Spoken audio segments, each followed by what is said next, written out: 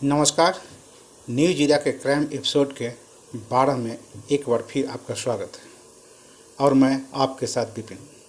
बिहार की राजनीति में अक्सर ही बाहुबली और डॉन का जिक्र होता है। 3 बार विधायक रह चुका है, जिसमें 2 बार जनता दल से और 1 बार समता पार्टी से। भगवान महावीर पर पीएचडी कर चुका है। नाम से आगे डॉक्टर भी लगाते हैं, जिसका बिहार के बाहुबली नेताओं में नाम शुमार किया जाता है। साल 2018 में बिहार के मुंगेर के मिर्जापुर बरहद गांव में जंगलों, नदी, कुओं, खेतों और नालों से 20 AK-47 राइफल बरामद हुई। इन बंदूकों के पार्ट्स भी मिले। पता चला कि ये AK-47 और उनके पार्ट्स जब्बलपुर ऑर्डिनेंस डिपो के थे, जिनकी स्मगलिंग करके वहां लाया गया था। चूँकि मामला AK-47 से जुड़ा था, इसलिए जांच की कमान राष्ट्रीय जांच एजेंसी NIA को सौंप दी गई। NIA ने जून 2019 को बिहार के कई शहरों में जांच के लिए तबातोड़ छापेमारी की। इस छापेमारी के दौरान जो एक नाम सामने आया वो था सुनील पांडे का। आखिर ये सुनील पांडे है कौन? 5 मई 1966 को पैदा हुए सुनील पांडे की आधी जिंदगी जेल और आधी फरार रहते हुए बीती। इतना ही नहीं, उत्तर प्रदेश के बाहुबली नेता मुख्तार अंसारी को मारने के लिए 50 लाख की सुपारी तक दे चुका था। बात 90 का दशक था। बिहार के रोहतास के नावाडीह गांव में रहते थे कमलेशी पांडे। जाति के भूमिहार थे।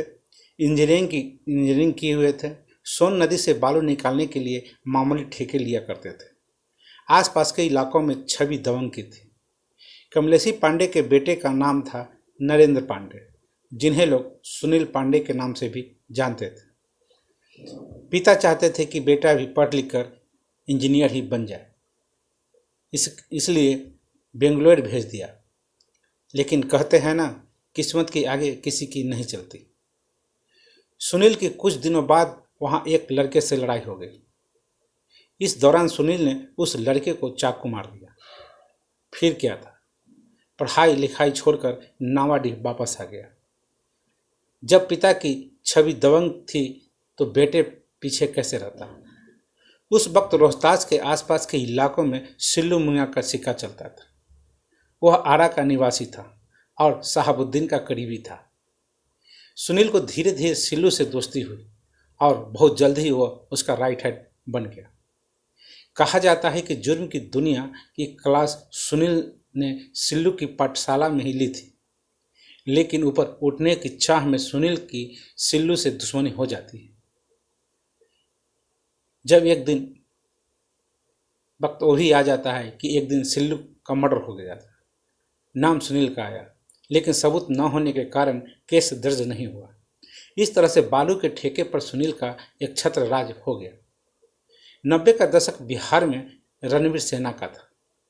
माना जाता है कि भूमिहार जाति का इस सेना में दबदबा था और बलरामेश्वर सिंह उसके मुखिया थे। एक वक्त वो भी आया जब सुनील रणवीर सेना का कमांडर बन गया, लेकिन सुनील और बालेश्वर के बीच लंबी दुश्मनी भी चली। 1993 में एक ईंट भट्टे मालिक की हत्या हो गई। इसके बाद सुनील और बलरामेश्वर सिंह की खूनी जंग छिड़ गई।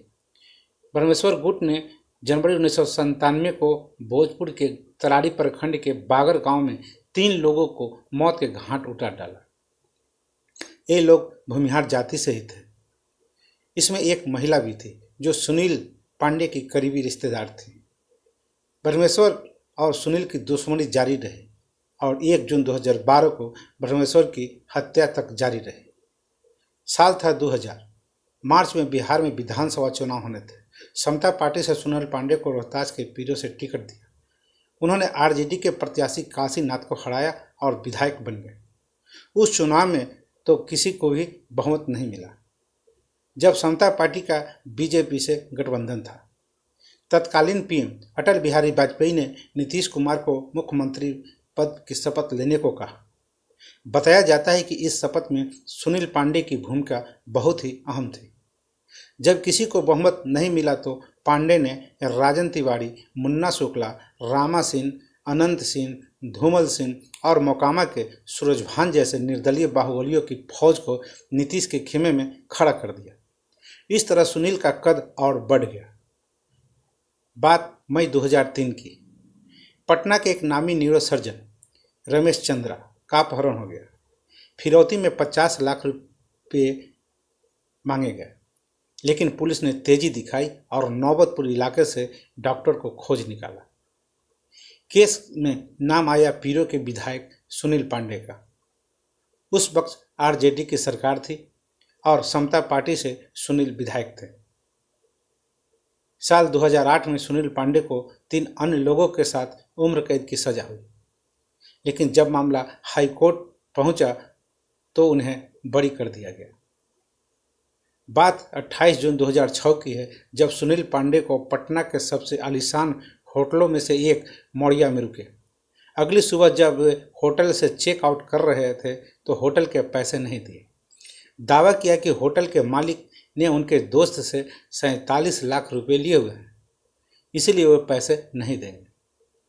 जब पत्रकारों ने उनसे इस बारे में पूछा तो उन्होंने एक टीवी चैनल के कैमरामैन को जान से मारने की धमकी दी। यह घटना कैमरे में रिकॉर्ड हो गई। नीतीश कुमार ने पांडे को पार्टी से निकाल दिया। साल 2010 में जब नीतीश कुमार ने सुनील पांडे को दोबारा टिकट दिया तो सब हैरान रह गए।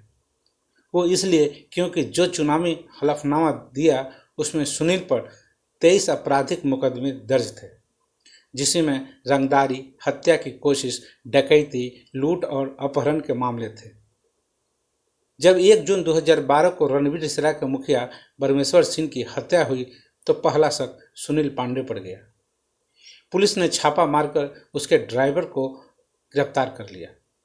साथ ही उसके भाई और तत्कालीन विधान परिषद के निर्दलीय सदस्य उल्लास पांडे को हिरासत में लेकर पूछताछ की, लेकिन बाद में रिहा कर दिया। 23 जनवरी 2015 को आरा के सिविल कोर्ट में धमाका हुआ। 2 लोगों की मौत हो गई। कोर्ट से 2 कैदी लंबू शर्मा और अखिलेश उपाध्याय फरार हो गए। जांच हुई तो पता चला कि लंबू सिंह ने ही धमाकों को अंजाम दिया था। दिल्ली पुलिस ने जून 2015 में लंबू सिंह को गिरफ्तार कर लिया। पूछताछ में उसने बताया कि जेल से फरार होने में सुनील पांडे ने उसकी मदद की थी। इसके बाद पांडे को एसपी ऑफिस बुलाया गया और उन्हें गिरफ्तार भी कर लिया गया। लंबू से पूछताछ में यह भी बताया कि पांडे ने यूपी के बाहुबली मुख्तार अंसारी को मारने के लिए 50 लाख रुपए की सुपारी दी थी। लंबू के इकबालिया बयान के बाद सुनील पांडे गिरफ्तार तो हुए, लेकिन 3 महीने में ही उन्हें जमानत मिल गई। तो आज के लिए इतना ही। तो हमें आज्ञा दीजिए। नमस्कार, शुभ रात्रि।